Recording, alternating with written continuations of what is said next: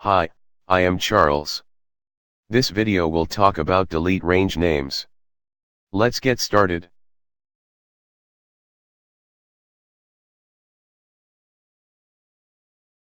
First, click on the Formulas tab.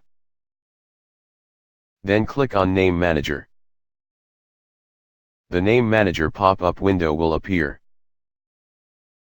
Click on the range name that you wish to delete. And then click Delete. A confirmation pop-up window will appear. Click OK. And now the range name is deleted. Well, that's it. I hope you enjoy this video and have learned something today. Thanks for watching.